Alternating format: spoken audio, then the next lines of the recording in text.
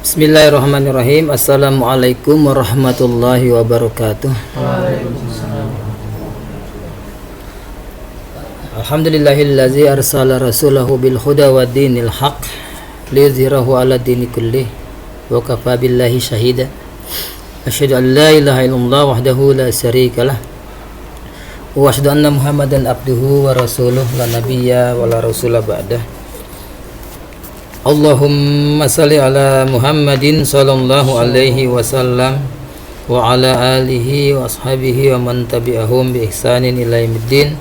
Saudara-saudaraku rahimakumullah, alhamdulillah, tidak henti-hentinya kita memanjatkan puji syukur kita kehadirat Allah Rabbul Alamin.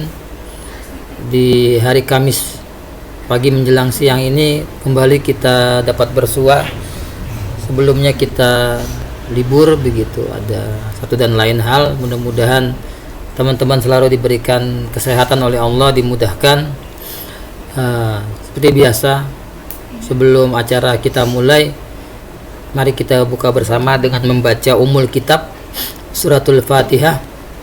Kita niatkan, kita kirimkan kepada saudara-saudara kita yang kurang sehat, semoga lekas dipulihkan, karena akhir-akhir ini banyak yang batuk, banyak yang gatal, pilek dan yang lain. Dan juga saudara-saudara kita yang telah dipanggil, orang tua kita, mudah-mudahan diberikan tempat yang terbaik oleh Allah Subhanahu wa taala. Al-hadiniyah wa kulli niyatin salihah. Al-Fatihah. A'udzubillahi minasyaitonir rajim. Bismillahirrahmanirrahim. Alhamdulillahi rabbil alamin, arrahmanir rahim, maliki yaumiddin. Iyyaka na'budu wa iyyaka nasta'in. Shiratal mustaqim, shiratal ladzina an'amta 'alaihim ghairil maghdubi 'alaihim waladdallin. Amin. Seperti biasa, kita dawamkan sebelum kita mulai, kita membacakan asma Allah yang indah, Asmaul Husna, dari lubuk hati kita yang terdalam bersama-sama.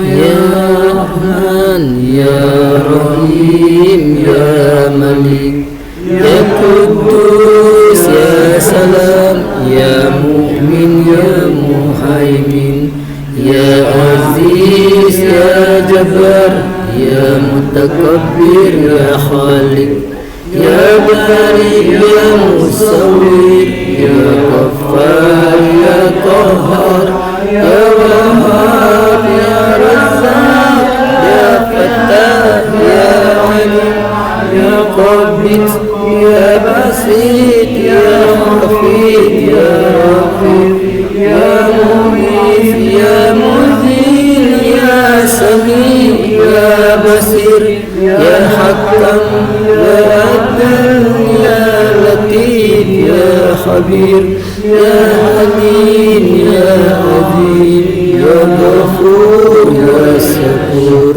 Ya Ali, Ya Kabir, Ya Hafid, Ya Muqit, Ya Hasib, Ya Jalil, Ya Karim, Ya Raqib, Ya Mujib, Ya Wasi, Ya Hakim, Ya Wadud, Ya Majid, Ya Ba'id, Ya Syahid, Ya Ahad, Ya Wakil, Ya Qawi, Ya Matin, Ya Wali, Ya Hamid, Ya Muhsin, Ya Rahmi, Ya Muhyi, Ya Mumit, Ya Hayy, Ya Qayyum, Ya Wajid, Ya Majid, Ya Wahid, Ya Samad, Ya Qadir, Ya Muqtadir, Ya Muqaddim, Ya Muakhir, Ya Awwal, Ya Akhir, Ya Zahir, Ya Batin, Ya Wali, Ya Mutawalli, Ya Bar, Ya Tawwab, Ya Muntaqim, Ya Afu, Ya Rauf, Ya Ahad, Ya Malikul Mulk, Ya Zal Jalali wal Ikram, Ya Mufsid, Ya Jami', Ya Ghani, Ya Mubni, ya Mani ya Abdul ya Nafi ya Nur ya Hadi ya Badi ya Baki ya Waris ya Rashid ya Sabur ya Allah ya Allah ya Allah ya Allah ya Allah ya Allah. Baik, kita lanjut kajian kita seperti biasa. Mudah-mudahan ngobrol kita ini setiap pekannya menambah kuat iman kita, dan dipastikan mohon dengan sangat ini HP di nonaktifkan, di silent, agar fokus ke depan, sersan, serius, santai, sehingga jangan ada HP di antara kita, fokus. Ya, seperti biasa kita akan bersenang-senang nanti kalau dikatakan apa kabar hari ini. Ada gerakannya ya. Alhamdulillah, luar biasa, tetap semangat, Allahu Akbar. Baik, kita bersenang-senang. Apa kabar hari ini? Alhamdulillah, luar biasa, tetap semangat, Allahu Akbar. Baik, sebelumnya, pertemuan sebelumnya kita tanggal 10 Agustus, sepekan sebelum negeri ini memperingati pesta ulang tahun kemerdekaan keberapa ya? 78. Maka kemarin tanggal 10 itu kita tanyakan, apakah benar kita sudah merdeka? Masih ingat jawabannya? Sudah merdeka apa belum?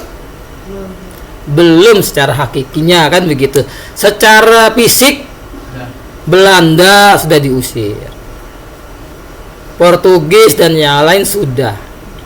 Tetapi secara pemikiran kita, ekonomi kita, budaya kita, dan yang lainnya kita masih dijajah. Kemarin ada yang harus berangkat sekolah, harus melewati jembatan apa namanya? Masih ada ingat? Jembatan Indiana Jones, terkenal itu, akhirnya ditutup, yang bergantungan gitu kan, ngeri. Nah, kita akan lanjut ke hari ini ya. Kalau kemarin benarkah kita sudah merdeka? Nah, sekarang kita masih di bulan Agustus, kita akan bahas tentang kemerdekaan yang hakiki. Kemerdekaan yang hakiki itu seperti apa ya? Ya, masih ada sambungannya yang kayak kemarin, bahwa kemerdekaan yang hakiki adalah saat kita mentauhidkan Allah, mengesahkan Allah, hanya satu yang kita sembah, kan gitu. Terbebas dari apa? Syirik. Bukan, syirik lu, saya punya baju bagus, syirik, nyekutu, bukan itu. Syirik ini adalah menyekutukan Allah, menduakan, mentigakan, mensekiankan, kan begitu. Atau menganggap Allah itu bukan yang nomor satu. Ada yang menentukan kebaikan dan keburukan. Ada yang menentukan rezeki kita. Saya mah kalau nggak ikut dia makan apa? Nah, kan gitu ya. Dan terbebas dari neraka. Terus kemudian menjejakkan kaki kita di surga. Itu kemerdekaan yang hakiki. Kenapa? Karena Allah Subhanahu wa taala berfirman itu dalam Quran surat Ali Imran ya. Bukan nanti sering gini. Kepada Ustadz Abdullah yang akan membacakan surat Al Imran. Enggak ada surat Al Imran. Adanya surat Ali Imran. Kenapa Ali? Ali itu keluarga. Isinya nanti surat ini menceritakan keluarga Imran. Di situ Allah Subhanahu wa taala berfirman, a'udzubillahi minasyaitonirrajim. Di situ kata Allah, "Faman zuhziha 'anil nar wa udkhilal jannata faqad faz. Famal hayatud dunya illa mataul gurur." Barang siapa yang dijauhkan dari neraka dan dimasukkan ke dalam surga, maka sesungguhnya dia telah beruntung. Dan kehidupan dunia itu tidak lain hanyalah kesenangan yang memperdaya, menipu, mata'ul ghurur, bukan yang sebenarnya. Jadi di sini di ayat ini bahwa orang yang merdeka, orang yang beruntung, orang yang bahagia gitu adalah orang yang diselamatkan oleh Allah. Nanti dia itu di akhirat itu dari siksa api neraka dan dimasukkan ke dalam surga. Mudah-mudahan kita semua mendapatkan itu. Amin ya. Cuma catatannya mungkin tidak kita akan mendapatkan janji Allah, kenikmatan yang seperti itu tanpa kita tahu tuntunannya, caranya mendapatkannya. Mungkin enggak? Tidak mungkin.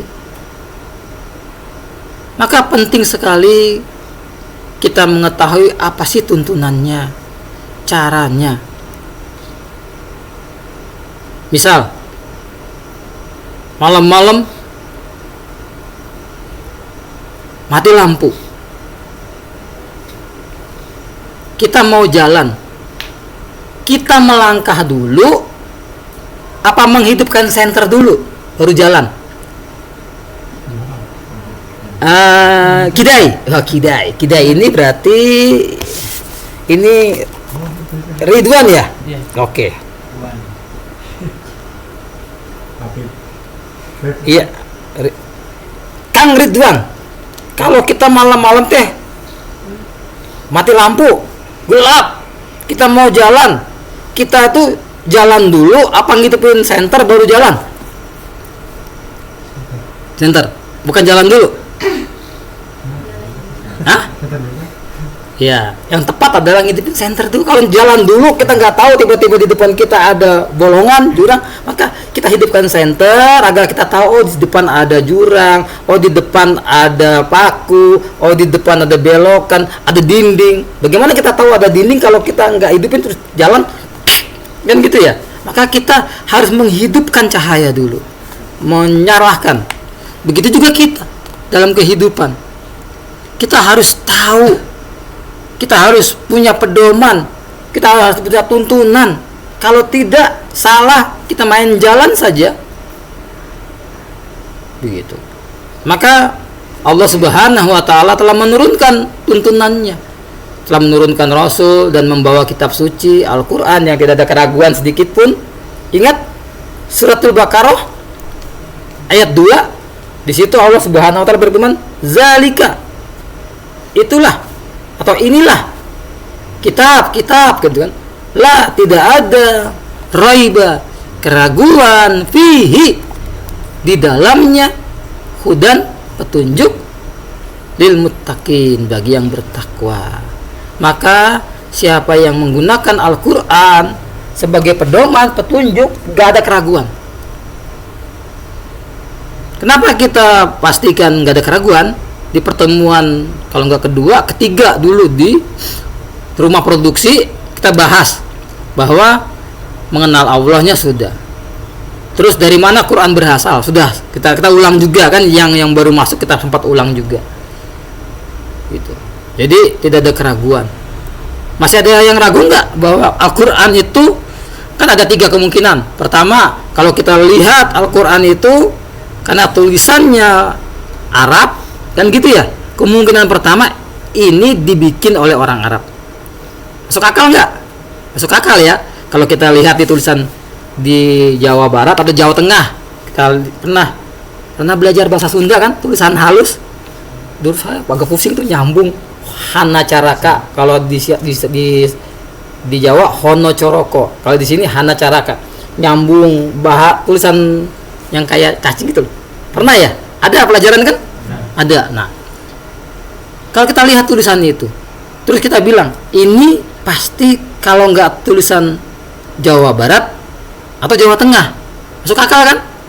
Kalau kita lihat tulisan kanji atau siang-siang maling seng, wah ini mah Kalau nggak tulisan orang Jepang, orang Cina gitu. Siang-siang maling seng gitu ya. Wajar nggak? Wajar. Kemungkinan pertama.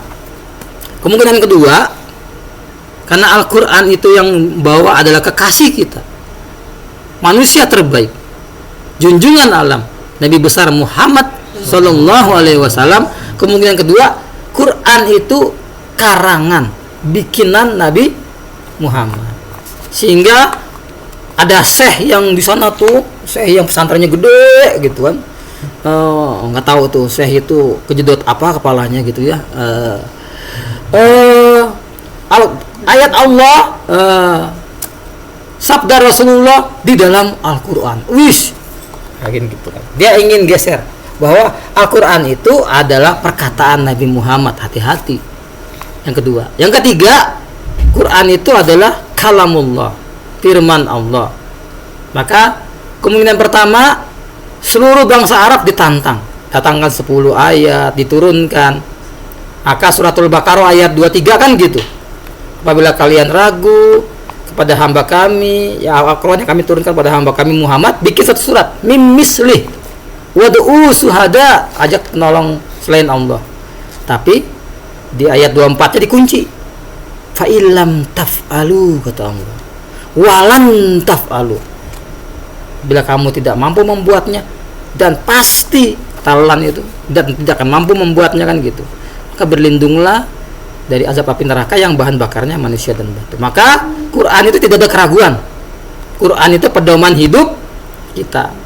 Maka seharusnya pedoman hidup itu dipakai. Saya mau namanya ya. Indra. Oh iya. Indra dibantu ini dai kondang. Ini apa kesukaan saya juga. Indra. Di mana-mana kayu ikut meteran. Kalau kayunya kepanjangan, kayunya yang dipotong, bukan meteran ikut kayu.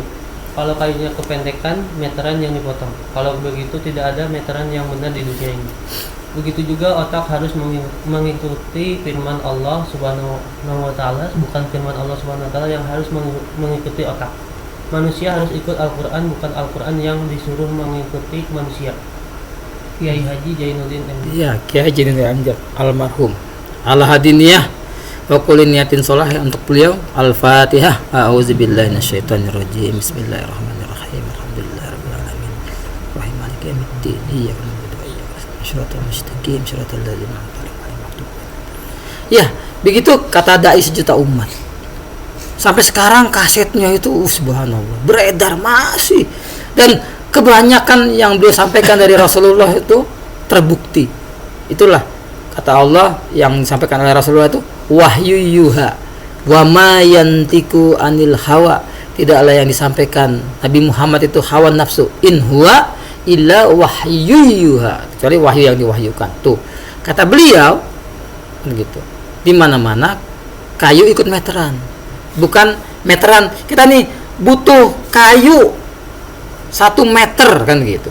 Pas diukur ini ternyata mejanya kurang 1 meter, meteran yang dipotong. Itu masalah, di mana-mana nggak ada meteran yang pas kan gitu ya. Jadi kalau kayunya kurang maka ditambah, bukan meterannya yang. Begitu juga itu. Otak itu harusnya ikut Quran, bukan Quran diutak-atik otak supaya cocok dengan hawa nafsunya. Jadi begitu, banyak orang sekarang ngutak-ngatik otak. Jadi ayat Quran diterjemahin sendiri, diakal-akalin sendiri. Harusnya ikut aturan itu, sehingga orang itu punya pedoman hidup. Karena ya, mohon dibantu Mbak Alvina. Alvina mana? Mbak Alvina nomor 1 ya, Anda. Ya, dibantu Mbak Alvina. Nah,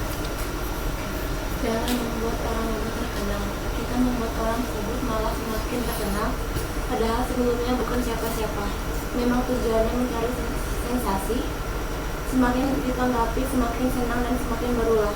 Dalam pepatah Arab disebutkan dia mengincingi sumur jam-jam agar terkenal. Stop making stupid people. Iya. Making stupid people Famos ya. Baik ya, itu karena sekarang apa ya, YouTuber, TikToker itu bikin kontennya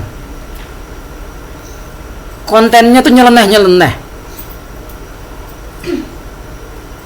bahkan karena stop memperkenalkan orang bodoh, kayaknya saya tadi pengen nunjukin gitu loh, tapi makin terkenal nih orang, udah pakai hijab, bikin konten berbau-bau porno, pakai es krim begini, seperti menjilati kemaluan laki-laki. Ya Allah, itu dosanya. Jangan kayak gitu dipiralin gitu loh, tujuannya dia gitu, supaya viral, supaya dapat duit.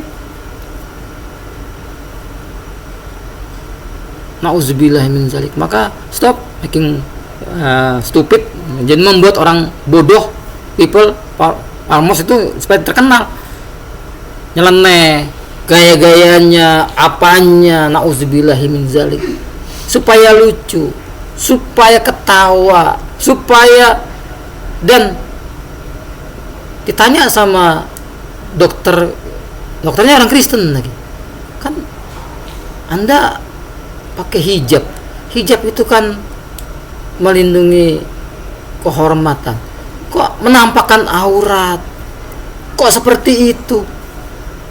Nggak apa-apa juga lagi. Ya Allah, hati-hati banget. Tadi Mbak Alvina sudah, Pak Kang Indra, sekarang Apip mana Apip? Iya, nah biar saya ganteng ya potongannya, Masya Allah. Ya nggak mungkin saya bilang cantik lah, ganteng cowok ya, jenderal. Subhanallah, amin. Jenderal, Masya Allah, lakopnya dibaikan sama temennya, amin. Baik, Pak Jenderal. Ya. Kelihatan nggak? Ya, lanjut. Maksiat kok. Jadi Rasulullah bersabda, setiap umatku akan mendapatkan ampunan kecuali mujahirin, orang-orang yang terang-terangan berbuat dosa. Hadis riwayat Bukhari. Tuh. Setiap umatku akan mendapat ampunan. Bahkan kalaupun dosa, beliau mensyafaati. Tapi ada pengecualian ini.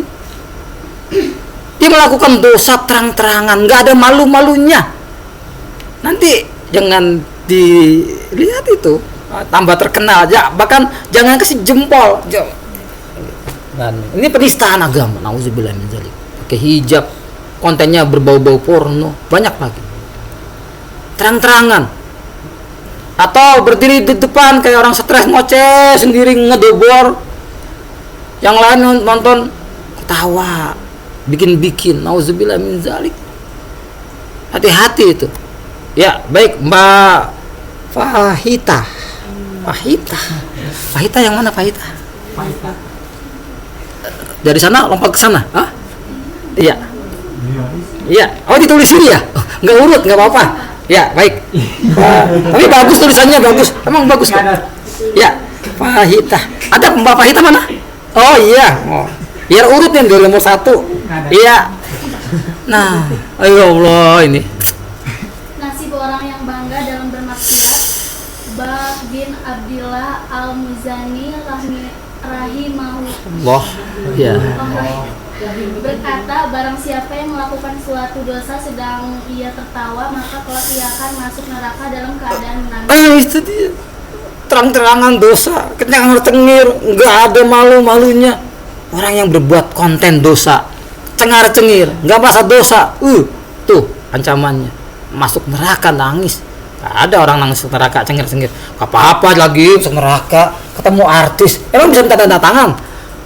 Bukan tempat piknik neraka itu teh. Malaikatnya gregetan, lempar, kelewat. Emang segede lapangan bola. Neraka itu ngeri. Gigi penghuni neraka gerahamnya aja sebesar Uhud. Tingginya. Pernah dulu di pertemuan ketiga kita jalan-jalan ke surga, ya. Deh ya. lihat makanan indah, lihat cewek, siga bidadari, siga teh apa? Bidadari bukan begitu. Surga kata Rasulullah, mala ainun ra'at, wala uzunun sami'at, wala fi khatir. Enggak ada yang lihat mata, enggak lihat dengar telinga. Kok itu kan Rasulullah ceritain. Beningnya betis bidadari surga, sumsum tulang kelihatan dari balik bajunya. Maksudnya saking beningnya, sumsum saja nggak kelihatan. Mahkota bidadari satu itunya, cahayanya sampai timur dan barat. Bin Masyriq wal Maghrib, terangnya coba luar biasa.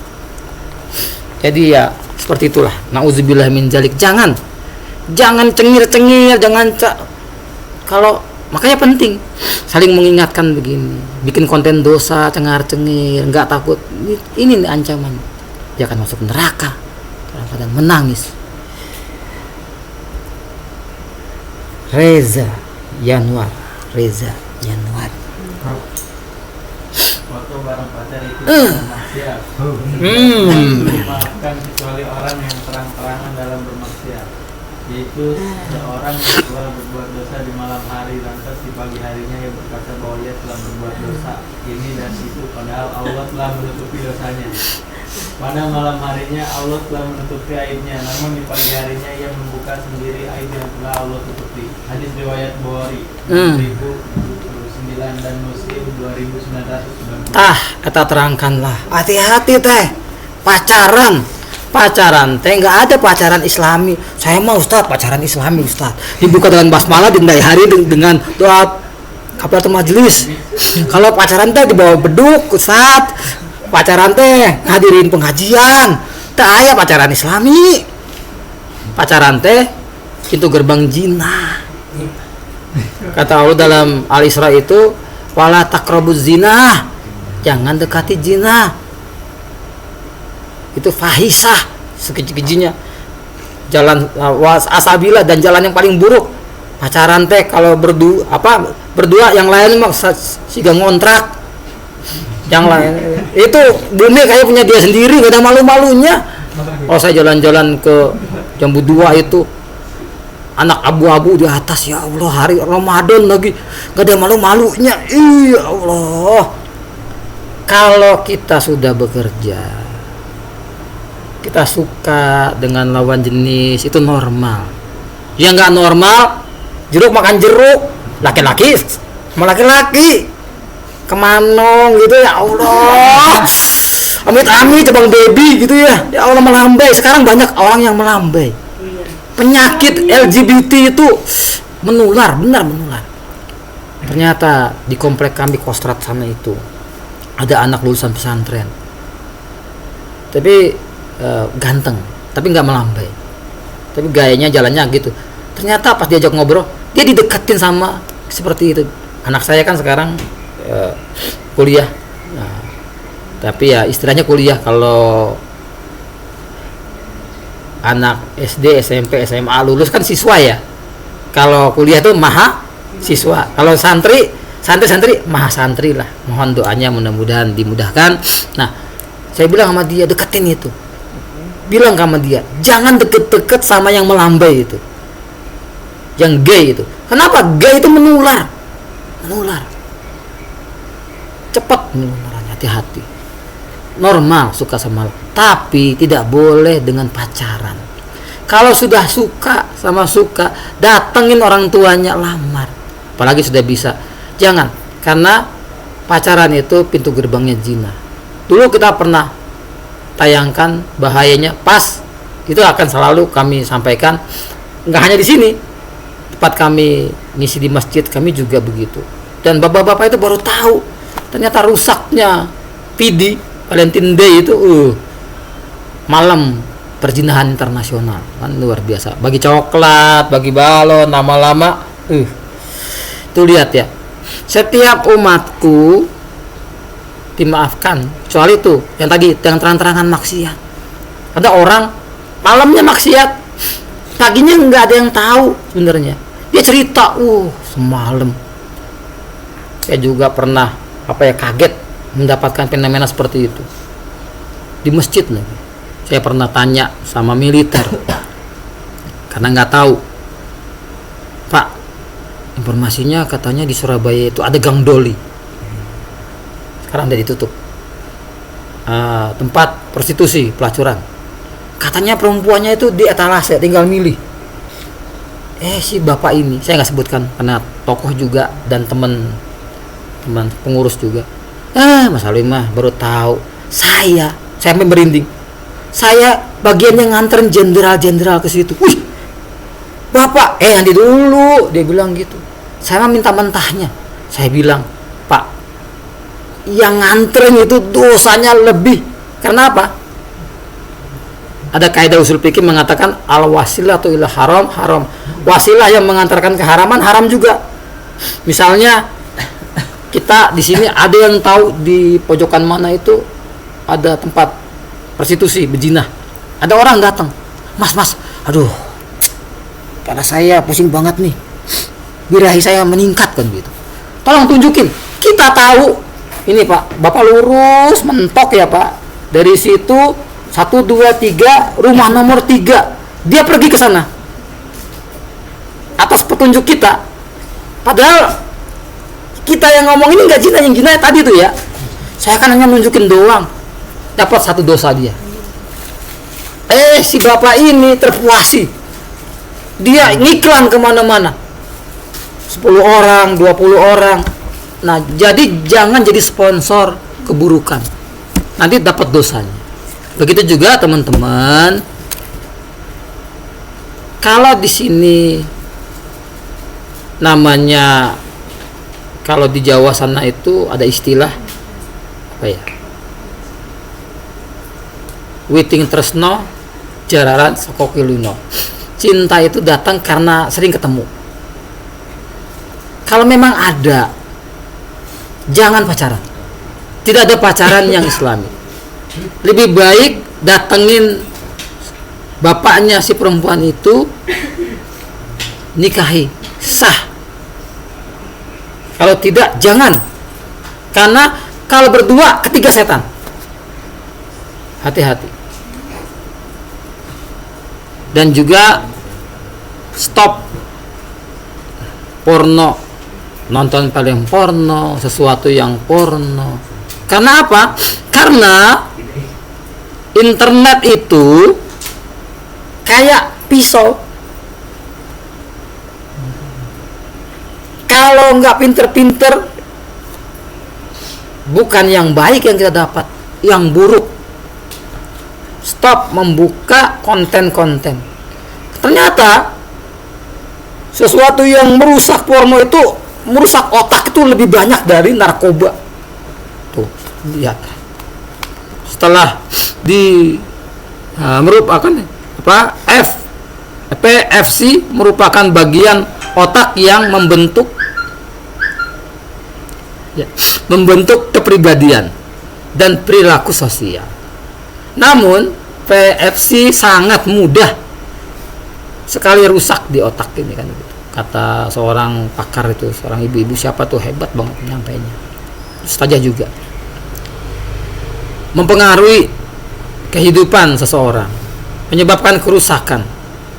Yang paling hebat adalah pornografi atau narkoba. Narkoba lewat mata istilahnya. Hati-hati kecanduan ini. Kenapa? Lebih merusak otak ketimbang narkoba. Yang kedua, membuat bodoh otak dan suka menghayal, ngelamun, menghayal. Yang ketiga, akan menimbulkan hasrat seksual secara tidak wajar. Yang keempat, menjadi pribadi yang menyimpang, minder, bahkan sering masturbasi, onani.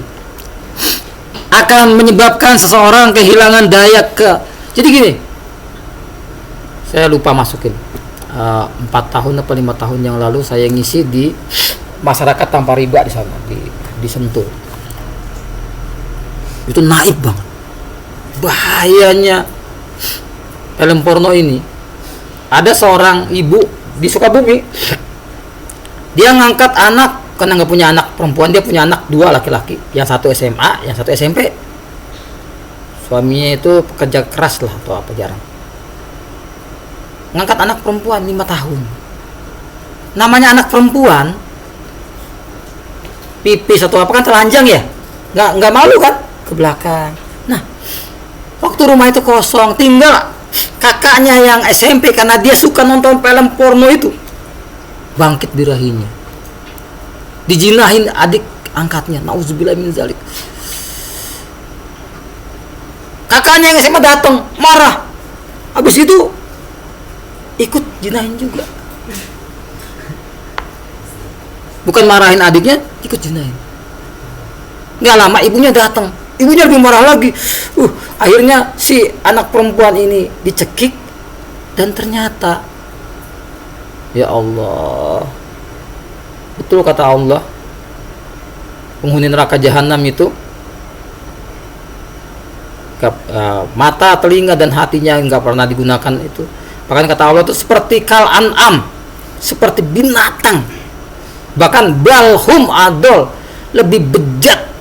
Senada si ibunya ini sering main sama anak kandungnya yang SMA dan SMP. Coba biadab kan?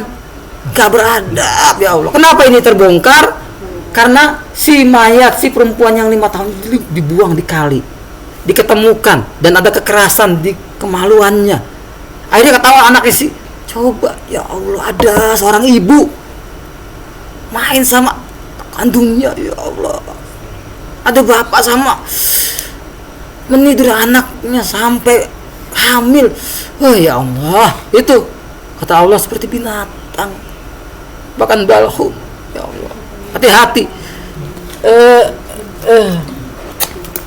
Ini itu bahaya, setan gepeng. Jangan buka itu. Kalau kita berani nonton, pernah nonton, akhirnya karena didetek sana, dikirimin terus. Hati-hati, jahat, merusaknya jahat. Kita lihat jahatnya lagi. Dampak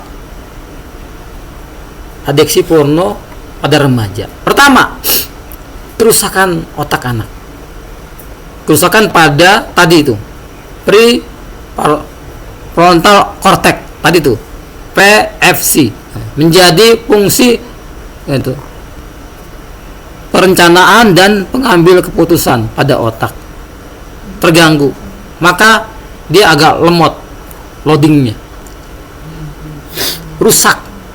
Kedua, gangguan pada emosi, perasaannya kacau, galau, lebay, gitu ya. Selalu tertarik ingin mencari pornografi, dan menjadikan emosi anak gak stabil. Ada anak SMP menjinahi anak SD bareng-bareng. Aduh, nauzubillah min dzalik. Masa depan hancur. Hal ini diakibatkan keinginan memilih pornografi dibanding hal yang lain yang bermanfaat. Kenapa? Tadi tuh efek keranjingan lebih parah dari narkoba. Sulit konsentrasi, dan gitu. Kehilangan keterampilan belajar juga tadi ya, lemot dan yang lain. Maka kecanduan ini bahaya, harus dikontrol. Kita kayaknya nggak bisa lepas sama ini nih. Begitu. Maka kami sarankan ada 4 cara mengatasi kecanduan media sosial. Pertama, hapus aplikasi media sosial yang nggak berguna. Nah, kami kemarin anak kami yang di sini di Ciampea itu, di pondok pesantrennya Ustaz Hafiz Abdul Rahman itu, meminta anak yang punya medsos belum waktunya, bapaknya menghapusnya. Untuk anak kami nggak ada yang megang ini kan, begitu. Kecuali yang mondok yang besar itu sudah terkontrol kan, di Serang Banten itu, dan sekarang sudah masuk lagi dipegang oleh kiainya dan dekat. Hapus, menghapus sosial media dari ponsel yang dapat membantu dan mengurangi jumlah waktu. Kadang-kadang gak kerasa gitu loh, buka medsos itu, taunya berapa jam. Tapi begitu coba buka Quran, baru sebentar udah ngantuk ya. Kepegang ini, awet banget, kuat berjam-jam. Gitu ya. Kedua, sesuaikan pengaturan. Kamu juga dapat mengatur setiap aplikasi medsos untuk menonaktifkan atau jadi yang kita lihat itu konten-konten yang baik, bermanfaat, pengajian, ada ustadz, kita kasih dukungan. Ada teman saya itu apa ya, lakopnya kuniannya tuh penebar jempol, pokoknya kasih jempol aja. Dia yang baik kasih jempol. Wah, saya ketemu si penebar jempol gitu. Yang baik dukung supaya dakwah itu nonaktifkan. Yang ketiga, nyalakan timer. Kalau saya nggak, sehari cukup 2 jam misalnya, atau sekali ngelihat hidupkan, silahkan secara terbatas, jangan sampai lupa waktu. Ada yang sampai, kalau dulu zamannya Pokemon, tahu Pokemon, berburu Pokemon, saya nggak ngerti itu makhluk ada, sampai hampir lagi asik jatuh jurang. Saya ngeburu Pokemon sampai ke tempat militer yang Pokemon apa gitu. Dulu tuh zamannya dulu tuh makhluknya dunia maya ada, nggak ngerti itu dulu. Saya bersyukur anak-anak nggak kenal itu juga, sehingga nggak kayak gitu. Ada kemarin kan ada anak maksain orang tuanya sampai ngabisin uang berapa juta kan gitu ya, game online dan yang lain. Nah, perangkat dengan melakukan aktivitas lain dengan ya dialihkan dengan olahraga yang positif. Nah, jangan sampai seperti ini. Demi konten, demi TikToker, demi YouTuber, dia hancurkan akidahnya, keimanannya, melecehkan agama, membuka aurat, bikin konten ngeprank. Oh iya, saya belum ngisi bahaya prank ya. Hukumnya ngeprank ngapain lah? Bahaya. Sehingga anak TK itu sudah coba begitu keburukan tuh mudah merasuk. Saya nengokin anak kami di TK Islam itu, ada satu anak hiperaktif banget kan gitu, suka ngakalin temennya, nih permen prank. Yang naifnya itu kepala sekolahnya, ustaznya itu sampai serius, bu mau permen bu, begini prank. Ya Allah, kepala sekolah Islam. Saya sampai geleng-geleng, si ibu itu sampai serius kan, kepala sekolahnya sampai kaget, kok dapat bahasa dari mana gitu. Gurunya semua di-pranking coba. Kan itulah, keburukan itu lebih cepat melengkap ketimbang kebaikan, hal-hal yang baik. Coba kalau kita lihat, apalagi di sini yang suka rajin ngadir pengajian siapa? Ya? Iya. Kenapa saya tanya laki-laki? Biasanya kalau laki-laki tuh sedikit banget, sepi. Kalau ibu-ibu mah, pengajian ibu-ibu di mana-mana. Panglobana. Saya sana itu kebetulan diamanahi untuk ngurusin para ustadz dan yang lain. Sampai diledek saya tuh sama ibu-ibu. Tuh ustadz, mana pengajian bapak-bapak? Saya diledek sama ibu-ibu. Saya bilang, bu, yang punya bapak tuh ibu. Jangan ibu saja mau ke surga, suaminya dorong ke surga. Saya sampai diledek gitu. Mana pengajian bapak-bapak? Kami dong banyak. Yang punya bapak ibu gitu. Jadi ya kayak gitu coba. Istilahnya kesebelasan. Jadi banyakkan orang yang maksiat. Coba besok pengajian begini, ada snacknya, ada makanannya, sedikit yang datang. Besok kita piknik ke Ragunan, berapa bis? Padahal lihat waung itu, waung, monyet yang ada ininya, pembeloknya, ngapain nyamain lupa? Aduh, ya Allah. Nah, ikannya sudah. Sekarang ini kayaknya lompat-lompat ya. Mbak Dinda, mana Mbak Dinda? Oh itu Mbak Dinda. Ya Mbak Dinda. Aduh, giginya tuh Mbak Dinda, awas digigit. Saya Lanjut. Tidak pantas. Tidak pantas menjadikan agama sebagai dasar pendirian. Bertaubatlah kepada Allah, bukan kepada manusia. Dan jika kamu tanyakan kepada mereka tentang apa yang mereka lakukan itu, tentu mereka akan menjawab, sesungguhnya kami hanya bersenda-gurau dan bermain-main saja. Katakanlah, apakah dengan Allah, ayat-ayatnya dan Rasulnya kamu selalu berolok-olok? Quran At-Taubah. Ya, Quran surat At-Taubah surat ke-9 ayat ke-65. Yang suka ngeledek Sarikonde.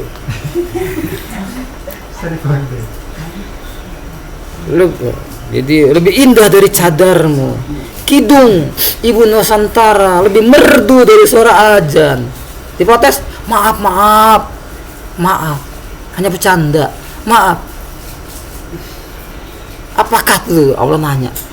Sungguh kan gitu. Gak usah minta maaf kan gitu. Sungguhnya kan gitu. Apakah dengan ayat-ayatnya, rasulnya menghina Rasul, melecehkan? Ya biasa itu. Katok cingkrang, pakai cadar, good looking kan gitu ya. Masya Allah, hati-hati. Bukan untuk olok-olok, apalagi ngelucu-ngelucu, berdiri di depan, ngakak-ngekek, stand up Kennedy misalnya. Nauzubillahi min zalik. Hamdan Tony. Ya. Lucu tapi bohong. Celakalah bagi yang membicarakan lantas berdusta hanya karena ingin membuat suatu kaum tertawa. Celaka dia.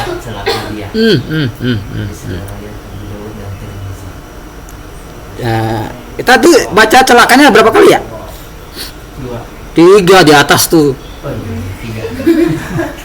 Celakalah 1 ya. Bagi siapa? Bagi orang yang berbicara berdusta, supaya temennya ngelucu, ngebodor, bohong, apalagi bahasanya jorok. 1 celaka. Hanya karena ingin buat suatu kaum temennya ketawa, ngidupin suasana. Celakanya 3 kali. Hati-hati. Terus kalau nggak ngelucu, pegang dong Ustaz. Boleh ngelucu tapi jangan bohong, jangan jorok. Emang kekasih kita, junjungan kita Rasulullah tuh nggak bercanda, tegang gitu. Kamu nggak gitu. Rasulullah tuh senyumnya, Rasulullah bercanda. Ibu, kenapa Bu? Kenapa ibu naik anak unta? Ibu itu bingung. Ya Rasul, ini mah biang unta. Iya kan, tapi dia dilahirkan oleh. Bohong nggak? Nggak bohong. Ibu serius, dilihatin Bu, pulang Bu. Di mata suami ibu ada hitam-hitam. Pulang. Ngapain? Kata Rasul di mata kakanda itu ada hitam. Nggak hanya hitam, putihnya juga ada. Gitu, menghidupkan suasana. Rasulullah punya teman hitam gitu. Dipeluk dari belakang. Siapa yang mau beli ini? Merontah. Ingat ya, Rasulullah itu tubuhnya itu wanginya tuh lebih wangi dari minyak wangi. Kata sahabat, keringatnya Rasul itu, coba bayangkan, kami gunakan untuk campuran, coba ya, campuran minyak wangi kami. Minyak wangi sudah wangi ya, keringat Rasulullah itu wangi. Keringat kita mah itu ya, keringat Rasulullah. Pas dia, ini Rasul. Apa kata sahabat? Ya Rasul, siapa yang mau beli saya? Kata Rasulullah, engkau di hadapan Allah itu mahal sekali. Banyak, saya lupa bawa senyum dan canda Rasul banyak. Tapi tidak pernah bercanda, menghidupin suasana, tidak pernah dusta Rasulullah itu.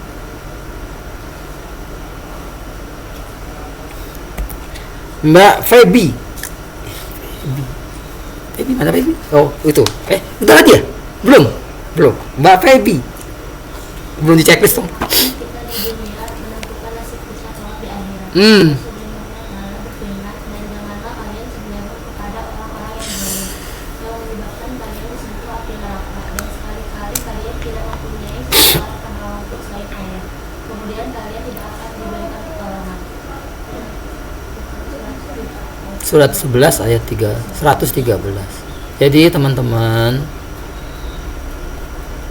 ada orang yang menista agama, bikin konten-konten ngeprank, bikin hal-hal yang buruk. Jangan kita condong, jangan kita suka. Kenapa? Atau pemimpin yang zolim atau siapalah kan gitu. Jangan suka aja, condong hatinya, itu sudah menyebabkan kalian disentuh neraka.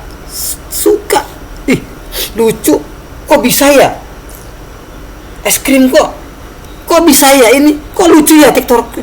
Berarti apa? Kita suka, condong hati kita. Hati-hati, ancamannya menyebabkan kalian disentuh api neraka. Ada yang mau hatinya condong, suka sama yang jelek-jelek gitu? Ya sudah, saya sampaikan ya, itu ayat Allah. Saya nggak percaya, peraturannya berlaku pertemuan ketiga.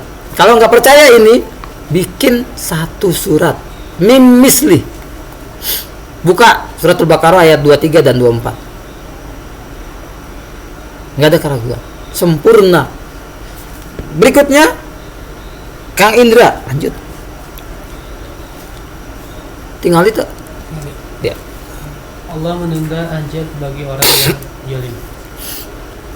Allah Azza wa Jalla berfirman, janganlah sekali-sekali engkau menduga bahwa Allah lalai dari perbuatannya orang-orang yang zalim.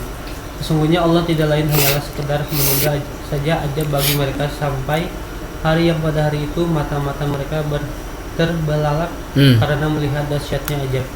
Quran surat Ibrahim ayat 42, Rasulullah Sallallahu alaihi wasallam bersabda, sesungguhnya Allah Azza wa Jalla benar-benar menunda ajab bagi orang yang zalim, hingga apabila ia berkehendak untuk mengajabnya, ia tidak akan meloloskannya dari ajabnya. Hadis riwayat Al-Bukhari nomor 4686 dan Muslim nomor 2583 dari Abu Musa Al-Asy'ari radhiyallahu anhu. Iya, baik. Itu kok orang jahat, bikin konten jelek seperti itu. Kenapa ya nggak Allah azab? Itu terserah Allah, kehendak Allah. Karena apa? Karena boleh jadi dia ditunda itu masih ditunggu dia bertobat. Bukankah pertemuan-pertemuan sebelumnya itu Allah mengatakan dalam surat apa saya lupa, kul ya ibadiyallazina asyrafu, kan gitu. Katakanlah wahai hambaku yang melampaui batas dosanya, udah nggak ketulungan, kan gitu. Jangan putus asa dari rahmat Allah. Karena di hadis Arba'in An-Nawawi itu Rasulullah menceritakan ada orang yang amal solehnya banyak, tinggal jarak dia dengan surga itu tinggal sejengkal, tetapi dia melakukan amalan penghuni neraka, maka dia masuk neraka. Tuh, bejat, zolim, pokoknya dosanya udah deh nggak ketulungan. Jarak dia dengan neraka apa tadi kan surga ya, banyak amalnya, akhirnya dia melakukan amalan penghuni neraka, masuk neraka. Sekarang bejat, rusak serusak-rusaknya, jarak dia dengan neraka itu tinggal sejengkal, dia bertaubat, akhirnya masuk surga. Maka kata Rasulullah, orang itu dilihat amalnya itu dilihat yang akhirnya. Meskipun kita harus jaga amal kita, syukur-syukur baik dari awal sampai akhir. Maka kita nggak boleh melihat orang cekek botol, lempengan neraka nih, kayak yang punya kapling surga tuh dia gitu. Waduh, giliran yang dia bilang masuk neraka tobat, yang bilang neraka-nerakain orang maksiat, berzina. Auzubillahi min zalik. Batiara. 6. Penyebab terjadinya maksiat. 1. Lemahnya iman dan kurangnya ilmu. 2. Bersama teman bergaul yang jelek. 3. Tidak mau menundukkan pandangan. 4. Banyak waktu luang yang sia-sia. 5. Bermudah-mudahan dalam menerjang yang haram. 6. Dekat pada tempat yang dapat membangkitkan syahwat. Referensi Syahwat ya. Muhyiddin Al-Qulub Syekh Muhammad Shalil Al-Munajjid. Iya. 6 tuh yang penyebab terjadi maksiat. Pertama, lemahnya iman. Kurang iman. Gitu kata Ustaz MJ itu. Ini sumber dari masalah. Nanti penyakitnya yang timbul dari kurang iman itu kutil, kurang teliti. Habis itu kudis, kurang disiplin. Kunci mana ya? Nyari kacamata di mana ya? Kacamata. Padahal nggak disiplin. Mau kemana? Naruh kunci digantung gitu biar gampang posisinya. Pas nyari, kira mau berangkat, kunci motor di mana ya? Cari, di bawah ranjang di bawah. Kudis, kurang disiplin. Kutil, kurang teliti. Lewat ada aja ya. Kurang rapih, rumah berantakan. Terapi. Penyebabnya kuman, kurang iman. Tuh. Jangan takjub, Kiai sejuta umat, Dai Zainuddin MJ. Gara-gara kuman itu menyebabkan kutil, kurang teliti, kudis, kurang disiplin. Suruh masuk jam 7, datang setengah 8. Ini nggak disiplin, karyawan apa gitu ya. Datangnya telat, pulang duluan, nggak disiplin saha ya. Gitu. Nggak ada sini mah rajin semua. Dan kurap. Udah nggak rapi, berantakan. Itu sebabnya kuman, kurang iman. Ya, baik. Lanjut. Bersama teman gaul yang jelek. Hati-hati milih teman, kata Rasul. Saya kan rajin sholat, dekat cekek botol, saya mau mendakwahin. Iya bener apa enggak? Jangan-jangan larut. Ingat kata Rasulullah, hati-hati milih teman. Teman itu seperti bergaul dengan tukang minyak wangi, saya lupa bawa, dan pandai besi. Tukang minyak wangi, enak gitu seberapa? 10, ini 25, yang ini aduh nggak punya uang. Dapat nggak wanginya? Atau kamu bisa beli dari dia. Tapi berteman dengan orang buruk seperti dekat tukang las. Dekat-dekat bolong itu padahal nggak ngerokok. Kang Ridwan ngerokok tapi dekat tukang las, jauh kena asapnya. Hati-hati milih teman. Apa nggak boleh berteman sama tongkrongan? Saya berteman sama tukang minum, tapi tidak ngomong, tidak berkumpul di majelis dia minum. Pas sadar nggak mungkin minuman keras haram, ngapain Mas Hawi? Nggak gitu. Ternyata saya diselamatkan itu pas kami berhasil menyadarkan dia, paru-parunya bocor 2. Dari dialah saya tahu bahwa saya pernah mau ditodong, dicegat. Jangan lo itu Mas Hawi, teman gue. Selamat ternyata, ya Allah. Jadi bukannya nggak boleh. Kita tidak datang, tidak duduk di majelis yang diedarkan minuman keras. Kita ingin menyelamatkan dia, bukan pas ngeplay boro-boro ngerti kan gitu ya. Karena kita lihat nih, Kang Ridwan namanya malaikat surga, kok tongkrongan di situ kan begitu ya. Padahal tadinya mah nggak niatnya apa-apa. Orang dia selintas, giliran pulang ayam tetangga hilang. Itu salah teh. Padahal bukan Kang Ridwan. Gara-gara salah tongkrongan, ayam tetangga hilang, kita dituduh. Hati-hati milih teman. Gitu. Tidak mau menundukkan pandangan, matanya jelalatan. Bening Padahal pandangan pertama untukmu, pandangan kedua bukan nih. Masya Allah. Bukan begitu. Astagfirullahaladzim. Bukan. Masya Allah. Ya Allah. Apa itu? Masya Allah. Hati-hati. Dosa. Itu pernah apa ya? Sayyidina Ali dibonceng Rasulullah atau apa? Bukannya nggak boleh melihat gitu kan? Begitu timbul birahi, tundukkan budul basor. Maka kalau laki-laki di sini belum pada menikah ya. Susah contohnya. Kalau Rasulullah bilang kalau sudah menikah terus dia sesuatu di sana, perempuan ini cantik banget, atau pulang, istrimu yang dia punya, istrimu punya. Nah, menikah itu menenangkan batin. Nah, berikutnya, ini dia nih, banyak waktu luang yang sia-sia, gara-gara sia-sia maksiat deh, buka deh, mulai, ada tampilan nih, pencet jangan, setan itu, ingat dalam surat An-Nas, yuwaswis sufi sudurin nas, dari bangsa apa? Minal jinnat. Tiwanasnya ini temen teh yang ngajak tiwanas, nah jin, pencet, ayo sayang gue teh, ulah, buat kuatan. 5, bermudah-mudah dalam ini mah dosa kecil ini teh, kecil numpuk, nggak ada yang kecil kalau diulangin terus menerus. Tidak ada dosa besar kalau diistighfarin. Astagfirullah. Ingat, setiap hati anak Adam itu setiap berbuat dosa, maka di hatinya itu satu titik hitam. Terus dia istighfar, astagfirullah, dilap. Tapi kalau nggak istighfar, terus dosa lagi, hitam lagi.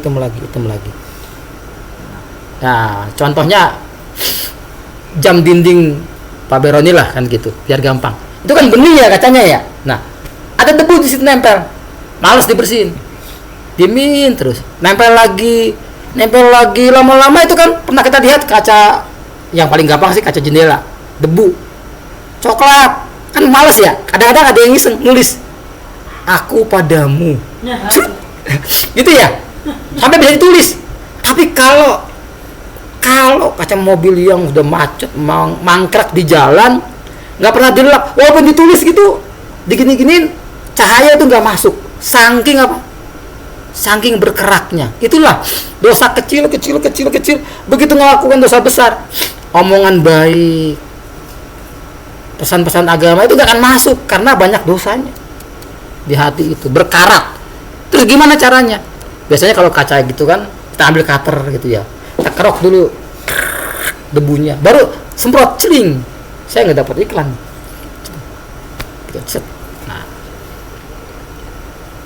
Nah ini yang paling parah, dekat dengan tempat yang membangkitkan syahwat.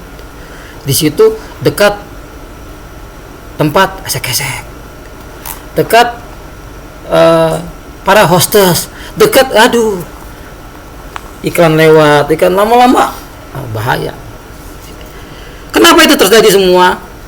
Kok bisa? Akar masalahnya apa ya? Nah, Islam datang itu untuk memberikan solusi. Kenapa sih kok negeri kita kredit? Negeri-negeri Islam itu seperti itu. Dosa siapa? Akar masalahnya apa? Akar masalahnya ini akar masalahnya. Demokrasi. Ini demo masak apa demokrasi ya? Gitu. Ada yang tahu ini makanan apa ya demokrasi ini? Ada yang pernah sekolah itu demokrasi itu apa ya? Ayo, yang laki-laki, yang perempuan. Kalau di sekolahan anak kami itu di SD negeri sana itu, waktu saya antar disosialisasikan. Demokrasi adalah gitu ya, dari rakyat, untuk rakyat, kembali ke rakyat. Saya mau nyeletuk sampai sekarat gitu, enggak. Sebelum kita mengambil atau tidak mengambil, pedoman kita apa tadi? Pedoman hidup kita masih ingat enggak? Bukan resep dari saya, resep dari Allah. Sebelum berbuat, ada yang masih ingat? Ini diulang-ulang loh. Sebelum berbuat, kata Allah 17, masa kita kirimin, kita share, masa nggak ada yang mental gitu. Saya punya pengusaha, tapi beliau juga dokter swasta di MTR. Saya kaget Dia punya kata-kata kunci, kata-kata clue. Dia bilang, saya Ustaz, apa? 5:30. Kok 5:30 sih? Gitu. Dia untuk mengikat merangsang ingatan itu. Kalau 5:30 itu kan kalau sore itu 17 ya. Tekan 17:30 ya. Itu hanya untuk mancing. Sebenarnya 17:36. Pegang kuat-kuat. Bukan dari saya, itu dari Allah. Apa kata Allah? Wala takfu ma laisa laka bihi ilmun. Jangan melakukan sesuatu yang enggak ngerti ilmunya. Inna sam'a wal basara wal fu'adak. Pendengaran, penglihatan dan hati ulaika kanat anhu mas'ul. Semua akan diminta tanggung jawabannya. Niat kita baik apa buruk. Mata kita ini dengar. Sebelum demokrasi ini apa ya? Bu Beroni, demo masih apa ini? Demokrasi itu ternyata dicek di Mbah Google. Sumbernya adalah itu bahasa Yunani. Kalau ada Pak Beroni itu Yuni sopo nggak tahu. Yunani. Itu abad ke-5 SM sebelum Masehi kan gitu. Demokrasi itu dari kata demos, rakyat, kratos itu pemerintahan. Jadi sistem pemerintahan yang dipimpin oleh rakyat katanya, perwakilan rakyat. Maka ini juga bukan kata saya. Surat Al-An'am. Jika kamu mengikuti sebagian besar manusia di muka bumi, apa kata Allah? Niscaya mereka akan menyesatkan kamu dari jalan Allah. Terus seperti apa ya? Kita lihat ya. Ini Ustadz Kondang. Ini gurunya Ustadz Felix Shaw. Yang dialog akhirnya Ustadz Felix Shaw masuk Islam. Ustadz Fatih Karim, cinta Quran. Kita lihat ya, apa kata beliau ya. Bismillah, jangan ngemacet ya. Halo. Assalamualaikum warahmatullahi wabarakatuh. Sahabat cinta Quran yang dirahmati Allah. Sekarang kita akan membahas tentang demokrasi. Sebuah pembahasan yang tidak mungkin selesai dalam satu tayangan ini. Tetapi paling tidak tayangan ini menggambarkan dari mana dan mengapa umat Islam hari ini bahkan mencintai dan memperjuangkan demokrasi.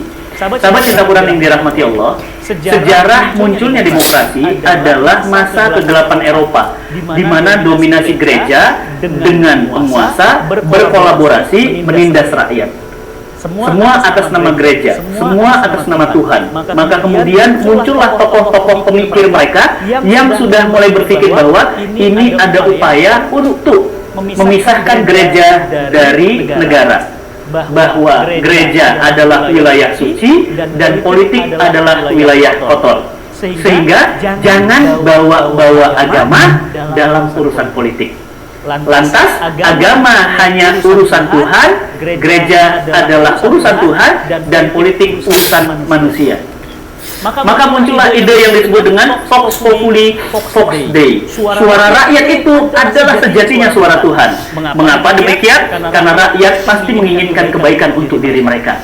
Nah, fatalnya demokrasi ini diekspor ke negeri-negeri umat Islam, dan umat Islam menerimanya dengan alasan demokrasi adalah mirip dengan Islam. Contoh, di dalam demokrasi ada prinsip yang disebut dengan musyawarah, dengan prinsip diskusi, dengan prinsip rembukan. Maka di dalam Islam pun sangat menjunjung tinggi yang namanya musyawarah. Karena dalam demokrasi ada musyawarah, dalam Islam juga ada musyawarah, maka mereka mengatakan demokrasi berasal dari Islam. Masya Allah. Oleh karena itu, benarkah demokrasi berasal dari Islam? Tentu mari kita kaji apa perbedaan demokrasi dalam pandangan Islam. Yang pertama, di dalam demokrasi kedaulatan di tangan rakyat. Rakyatlah yang berhak mengangkat penguasa, menurunkan penguasa, bahkan rakyatlah yang berhak membuat undang-undang bagi penguasa untuk mengatur dirinya. Dalam Islam, kedaulatan di tangan Allah. Asyadah li syar'i, bukan li sya'bi, tapi li syar'i. Kedaulatan mutlak pembuat hukum di tangan Allah. Allah Subhanahu wa taala berfirman, "Innil hukmu illa lillah." Menetapkan hukum itu hak hanya Allah, bukan hak manusia. Maka dalam pandangan Islam, berbeda dengan demokrasi. Dalam Islam, hak membuat hukum di tangan Allah, manusia hanya menjalankan hukum-hukum yang berasal dari Allah. Sama sekali tidak dibenarkan membuat hukum untuk diri mereka sendiri. Ini perbedaan mendasar dari demokrasi dalam pandangan Islam. Oleh karena itu, kaum muslimin yang dirahmati Allah, akhir-akhir ini seluruh dunia Islam sangat-sangat bangga dengan demokrasi. Bahkan mereka menyatakan bahwa semakin demokratis negeri kita, maka semakin dekat dengan Islam. Oleh karena itu, kalau memang semakin dekat dengan Islam, pertanyaan saya adalah, mengapa nggak ngambil Islamnya aja? Mengapa kita mengambil yang mirip Islam? Kenapa kita tidak mengambil Islamnya saja? Contoh, kita punya sepatu original, yang satu mirip original. Pilih yang mana? Original atau yang mirip original? Tentu kita akan mengambil yang original. Oleh karena itu, kaum muslimin, sahabat cinta Quran yang dirahmati Allah, maka mulai hari ini kita menolak demokrasi karena sama sekali tidak berasal dari Islam, bahkan bertentangan secara diametral dengan Islam. Yang kedua, demokrasi sesungguhnya adalah produk hasil akal produk manusia yang mencoba mengatur manusia. Manusia membuat hukum untuk manusia, akhirnya manusia menyembah manusia. Na'udzubillah min dzalik. Ini durhaka yang paling besar, kriminalitas yang paling besar. Ada Tuhan selain Allah, yakni Tuhannya adalah sang pembuat hukum yang mereka sebut sebagai wakil rakyat.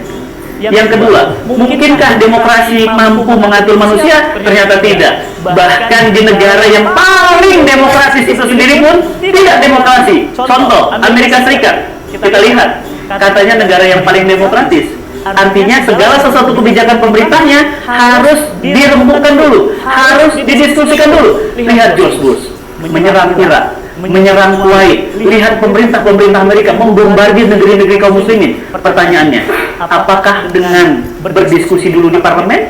Tidak, hantam saja, baru diskusinya belakangan. Demokrasiskah? Tentu tidak. Lihat negeri ini yang katanya negeri yang selalu meminta pendapat wakil-wakil rakyat. Benarkah menaikkan BBM? Benarkah menaikkan listrik? Selalu mengikuti pendapat Dewan Perwakilan Rakyat atau MPR dengan musyawarah? Tidak. Seringkali kebijakan itu telah diputuskan, baru kemudian didiskusikan. Oleh karena itu, demokrasi selain dia bertentangan dengan Islam, yang kedua, demokrasi adalah ide usang, bohong, dusta demi kepentingan para elit penguasa agar mereka mampu berkuasa. Oleh karena itu, sahabat cinta Quran yang dirahmati Allah, kalau kita mirip demokrasi kita kejar, mengapa demokrasi milik Islam kemudian Islam yang kita tinggalkan, demokrasi mirip Islam kita ambil? Maka sudah sepantasnya hanya Islam yang pantas kita ambil untuk mengatur kehidupan kita. Oleh karena itu, sahabat cinta Quran yang dirahmati Allah, fatalnya negeri-negeri kaum muslimah hari ini lebih ridho diperintah demokrasi daripada kemudian diperintah oleh Islam yang sudah jelas-jelas berasal dari Allah Subhanahu wa Ta'ala. Sahabat cinta Quran yang dirahmati Allah, mari pahami fakta demokrasi, pahami fakta Islam. Kita akan menemukan perbedaan mendasar di antara keduanya. Yang kedua, kita mendakwahkan bahwa Islam adalah Islam, tidak mungkin menyamai demokrasi, dan tidak ada juga demokrasi Islami. Kalau ada demokrasi Islami, nanti ada pacaran yang Islami. Kalau ada pacaran yang Islami, nanti ada maling yang Islami. Kalau ada maling yang Islami, nanti ada pelacur yang Islami. Maka Islam adalah Islam, kemaksiatan adalah kemaksiatan, tidak mungkin dicampur baur. Allah Subhanahu wa Ta'ala berfirman, wala talbisul haqqa bil batil. Jangan mencampurkan yang hak dengan yang batil, karena yang hak sudah jelas, yang batil juga sudah jelas.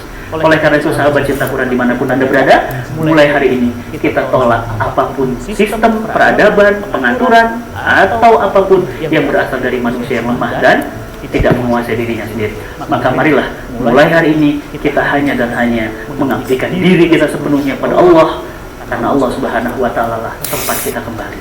Semoga bermanfaat. Salam cinta Quran. Assalamualaikum warahmatullahi wabarakatuh. Waalaikumsalam. Nah, jadi begitu. Dan Allah juga mengingatkan kita, kata tadi, wala talbisul haqqo bil batil. Jangan campur yang hak dengan yang batil. Kita punya pepatah di Indonesia. Rusak susu sebelanga, ulah siapa? Gara-gara nila setitik, nilanya setitik.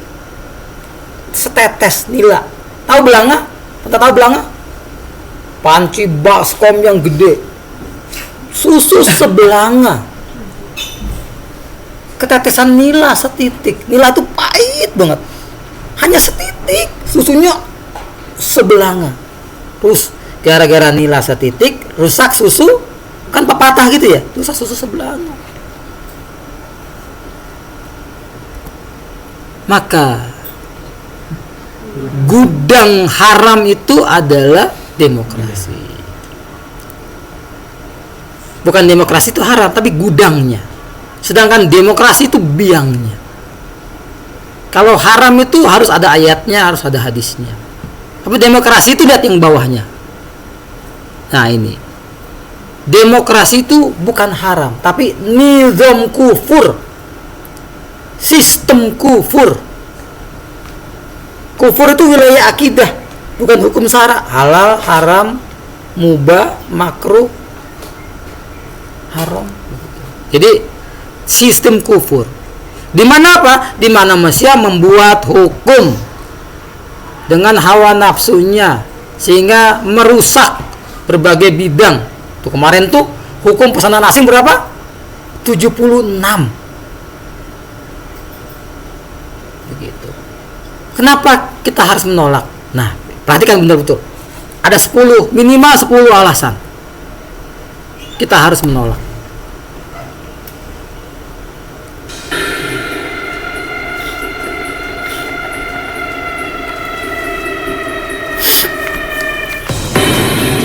Demokrasi, nizam kufur, sistem kufur.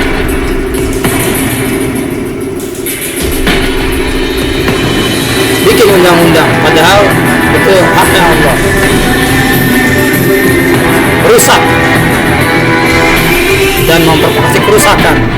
Banyak yang rusak, moral rusak tuh, kebebasan berpendapat, menghina Islam, banyak banci, jadi misbanci. Bebas berperilaku, agama ya terserah, mau murtad, mau nggak beragama, bebas berakidah, bebas berkepemilikan, asing bisa miliki, tanam modal. Katanya rakyat yang berdaulat, bohong.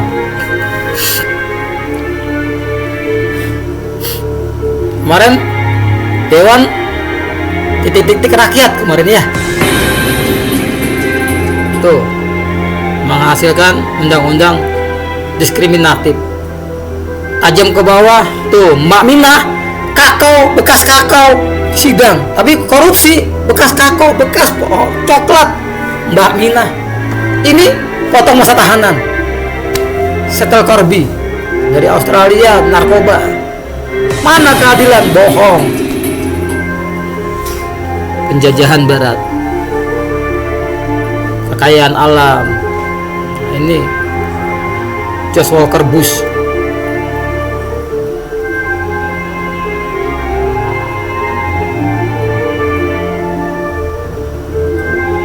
Kata-katanya begitu. Biang korupsi, politikus, politiknya tikus.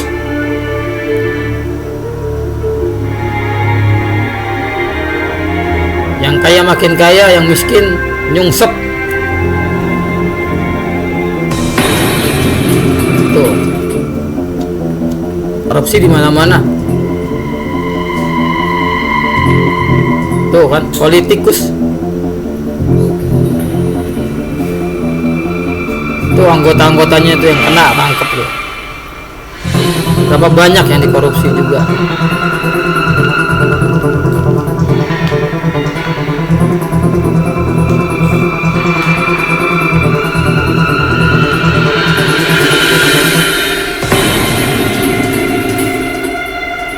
Menjual akhirat untuk dunia, untuk wani piro,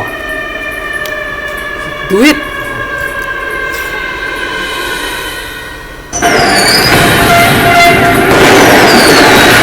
Pesta tahun baru itu dibakar berapa miliar itu. Panggung-panggung kalau dikasih orang miskin.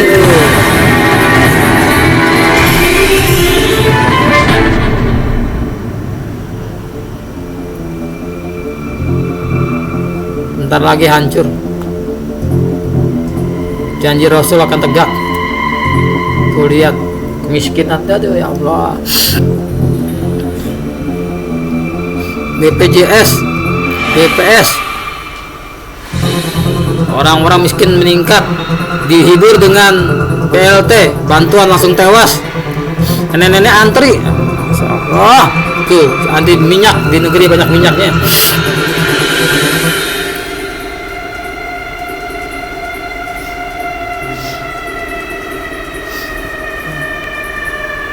Tuh, kumuh. Kilang minyaknya disedot.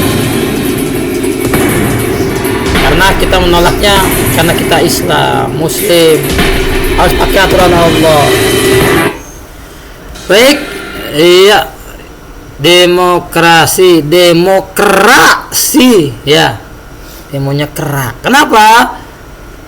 Suara ustadz disamakan dengan suara tukang maksiat, satu suara sama. Suara teknokrat, orang yang canggih, orang yang pinter, sama penjahat, tukang insinyur, sama pelacur, sama suaranya. Aktivis sama selebritis, ulama sama pelawak, sama senilai. Profesor, doktor sama koruptor, gitu ya. Maka jangan sampai lalu yang punya setan gepeng jari kita nanti menuntut kita. Saya lupa masukin yang tangan ngomong itu ya, surat Yasin. Di akhirat, yuk hijrah, jangan hanya bajunya doang hijrah, jangan hanya terima piara jenggot doang.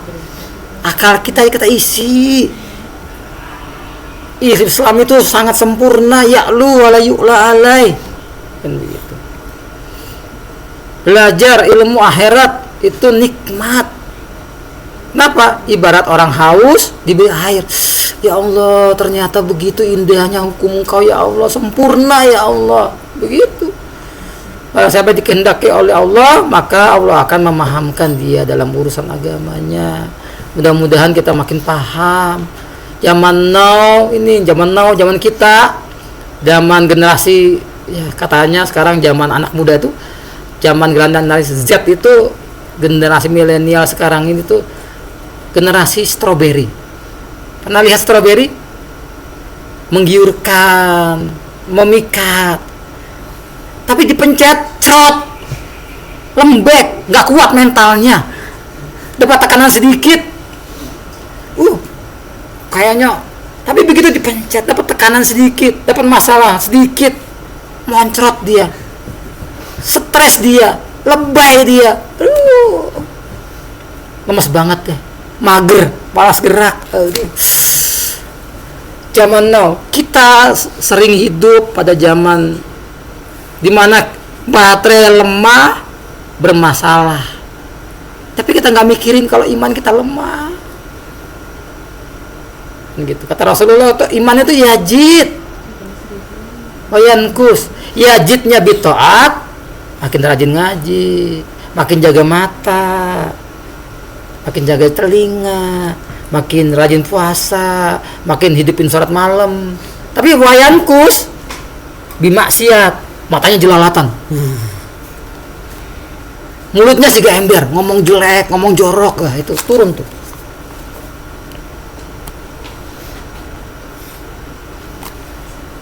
Mbak Sila belum. Banyak HP-nya nih. Ya, yuk baca. Mengecas HP-nya. Nah,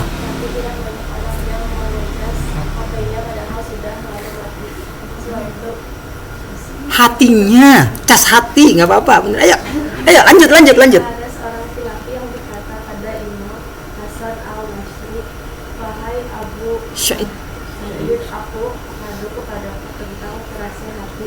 Maka beliau menjawab, lembutkanlah hatimu dengan berzikir. iya, zikir, banyak istighfar, astagfirullahaladzim, bersalawat kepada Nabi. Hati kita lembut. Teman kita ngomong, jangan begitu, Allah lihat, sabodo gue ini. Nah itu hati keras, siga batu, susah dikasih tahu. Iya makasih ya peringatannya ya. Ya Allah, makasih, ternyata saya banyak dosanya. Nangis di tengah hujannya, dia nangis. Apa banyak orang susah dia itu dengar nasihat, dengar tayangan, dengar hijrahnya seorang artis, sebelumnya maksiat. Dia itu doang. Saya tahu sebelumnya. Padahal buka aurat. Bukannya dia terenyuh. Sok suci. Coba sok suci coba. Kalau dia itu tahu, dia tersentuh hatinya, dia nangis, ya Allah, alhamdulillah. Dia sadar. Dia hebat dakwahnya. Karena semua itu yang sekarang kita alami itu sebenarnya ujian. Dulu Mbak Fifah waktu kelas 5 mau naik kelas 6 dapat diuji nggak? Atau SMP SD mau ke SMP ujian akhir kan gitu ya, ujiannya banyak. Begitu juga hidup ini. Kalau sudah begini, waktu ujian sudah selesai. Apa? Ujian hidup, sabar enggak dapat ujian. Kasih rezeki, bersyukur enggak ya. Ujian. Oh bagus nilainya, nilai rapotnya enggak merah. Silahkan. Kita lagi nulis kadang amal kita mau ke surga apa ke neraka. Kalau sudah dipanggil, ayo balik. Sudah ada yang siap balik? Harus siap sewaktu-waktu. Kenapa kita tidak siap? Karena kita masih belum mempersiapkan itu. Orang yang cerdas adalah orang yang mempersiapkan hidup setelah mati. Yuk tumpuk amal soleh, jangan amal salah sekecil zarroh, karena kita akan menentukan posisi kita mau di surga apa di neraka. Mulut kita mau ngomong baik apa ngomong buruk, kita mau pacaran apa tidak. Ya, cari jodoh jangan pacaran, langsung datangin kalau dia suka langsung. Pacaran itu pintu gerbang maksiat. Baik, itu yang bisa kami sampaikan. Siapin oleh-oleh, kita mau mudik, kita mau kembali ke kampung halaman kita, ke akhirat. Kita yang nentuin. Sabodo, saya mau ibadah enggak? Dicabut. Posisi kita di mana? Udah cukup. Kalau kita masih punya kekurangan tadi itu, banyak istighfar, ya Allah. Lembutkan hati kita. Berubahlah yang lebih baik. Karena orang yang hari ini lebih baik dari hari kemarin apa? Orang yang beruntung.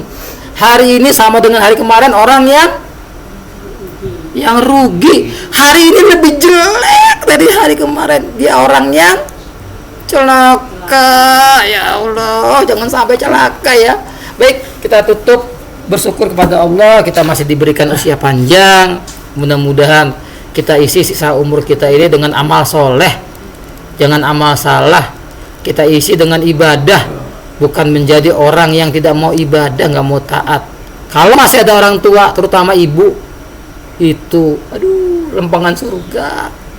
Al jannatu tahta aqdamul ummahat. Sayang sama ibu ya, jangan ngelawan sama ibu. Kalau ngelawan ya siap-siap aja nyungsep. Baik, kita tutup dengan hamdalah, istighfar dan doa kafaratul majelis bersama-sama. Alhamdulillahirabbil alamin.